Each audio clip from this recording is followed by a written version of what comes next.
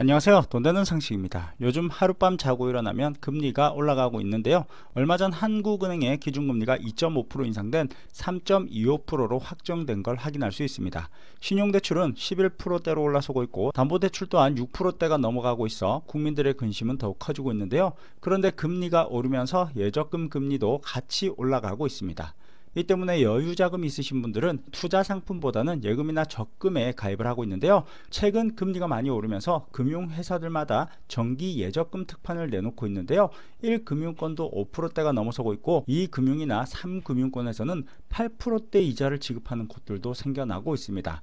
만약 2천만원을 1년간 8% 이자를 지급하는 곳에 넣어둔다면 일반 통장의 경우 1년 만기 때 2135만원을 받게 되면서 135만원을 이자로 받을 수 있게 되고 65세 이상의 어르신의 경우 비과세 혜택을 받게 되면서 2160만원을 받게 되는데요. 어르신의 경우에는 비과세 혜택을 받을 수 있기 때문에 같은 돈을 저축해도 더 많은 이자를 받게 됩니다.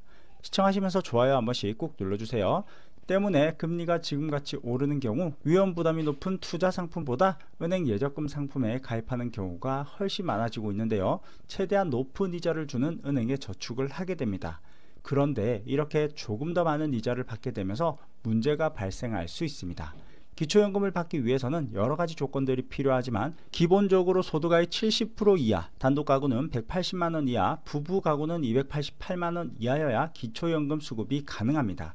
그 중에서 소득인정액이라는 항목이 있는데요. 소득인정액이란 월평가액과 재산의 월소득 한산액을 합산한 금액을 말하는데 소득의 범위는 근로소득, 기타소득, 사업소득, 재산소득, 공적인전소득, 무료임차소득, 이자소득, 개인연금 등이 모두 포함되기 때문에 은행 예금이자도 소득의 범위에 포함되게 됩니다. 기초연금 대상자 선정에 사용하는 공식은 매우 복잡한데요. 소득평가액도 구해야 되고 재산의 소득 환산액도 구해야 됩니다. 뿐만 아니라 모든 소득과 재산까지 포함하여 계산하기 때문에 직접 계산하기란 쉽지 않습니다. 그럼 예적금만으로 간단히 예를 들어 보자면 1금융권에 5% 금리로 1억원의 예금을 넣어둔다면 소득인정액은 64만원이 되고 같은 조건으로 2억원의 예금을 넣어둔다면 소득인정액은 139만원이 됩니다. 같은 조건으로 3억원의 예금을 넣어둔다면 소득인정액은 214만원이 되는데요. 예금만으로도 2억원과 3억원 사이까지만 기초연금 대상자가 된다는 걸 알 수 있습니다.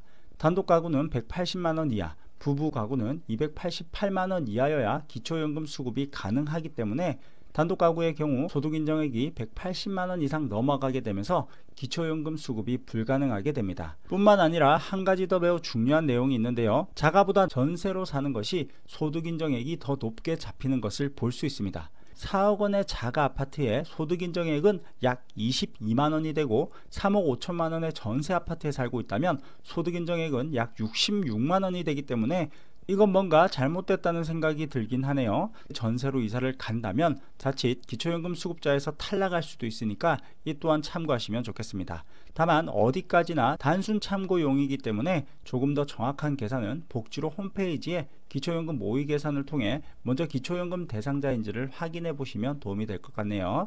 자, 그럼 오늘 영상은 여기까지 할게요.